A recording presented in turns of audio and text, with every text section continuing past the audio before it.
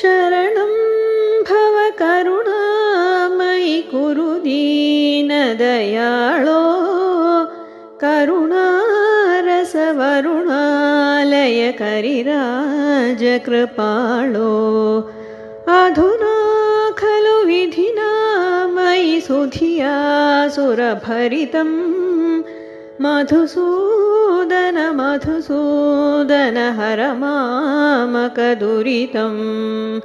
अरिभीकर हलिसोदर परिपूर्ण सुखाब्दे